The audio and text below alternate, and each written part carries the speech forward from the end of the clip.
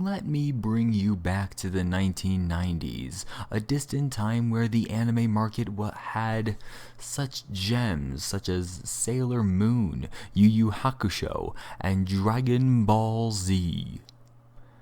There's that classic art style that keeps those shows that we watched in our younger years unique and nostalgic to this day, and have hardly ever been challenged in any way, shape, or form, save Ushio and Tora from this year.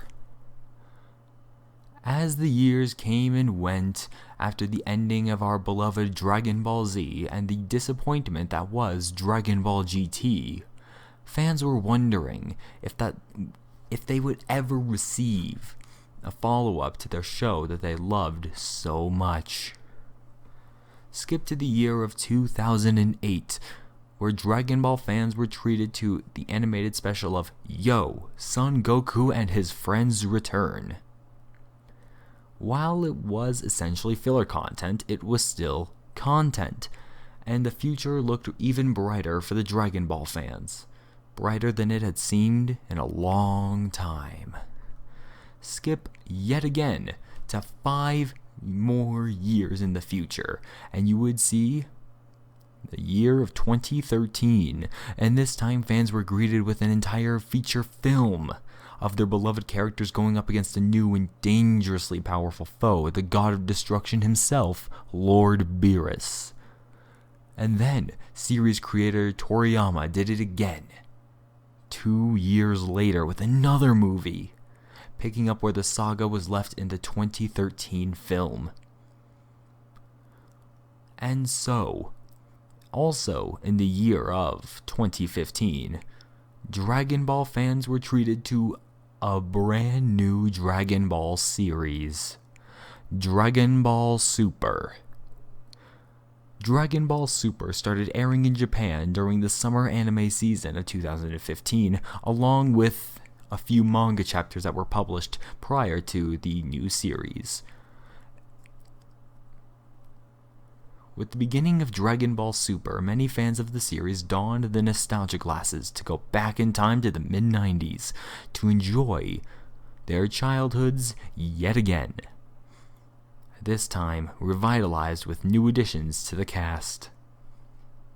While the show had been airing, the show has been airing now, and it is upon its 14th installment as of the making of this video, and the fans have registered a few complaints about the series.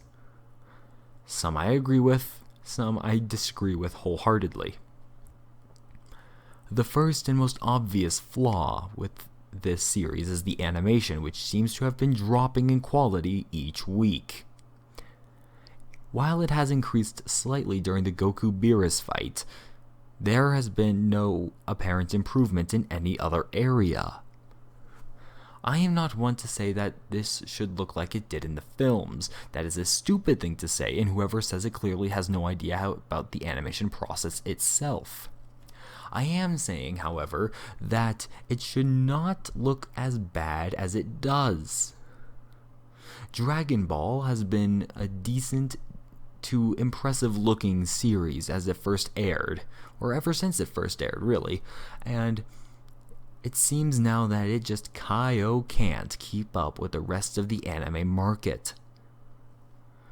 Looking past the animation quality, or lack thereof, and, well, it's surprisingly simple. The one thing I cannot look past, however, is the story that Super presents.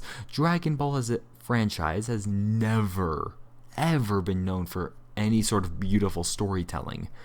However, it did manage to make a lick of sense if you were invested in the series. Dragon Ball Super, on the other hand, along with the accompanying movies, destroys any sense of suspension or disbelief that the audience would ever be able to have. The first major flaw that I see in the story is this new transformation, Super Saiyan God. Instead of returning to the days where everyone could help out in a fight, even the humans like Tien, Yamcha, and Krillin, Super instead brings a new transformation that separates Goku and Vegeta from everyone else, making the remaining fighters useless in every way. Super Saiyan God and the upcoming Super Saiyan God Super Saiyan transformations are lazy, poorly thought out, and they eliminate the hope that any other character that's not Goku or Vegeta could help out in the slightest. Every character has now become absolutely useless. Another major flaw is the fight between Goku and Beerus. One particular scene that I will point out here is after they collide, they punch each other at full power, apparently, and this ripple apparently travels throughout space-time and apparently will destroy the universe if the two deities apparently collide again at that power. This leads to Goku pulling out a Deus Ex Machina and preventing that from happening for reasons. Reasons that are never explained, only theorized on. One of the best parts about Dragon Ball has always been the fight scenes and how over the top they can get. However, that charm no longer remains with Super. It is possible that I've grown out of it, but I can still find enjoyment in other such power fantasies that are arguably, well, more over the top. It is possible that I just don't understand that the fighting isn't the point, which many would argue that it is. But then, upon completing the 14th episode of Dragon Ball Super, I can say one thing about the series as a whole now. I like Dragon Ball Super for the characters, and definitely not the fighting.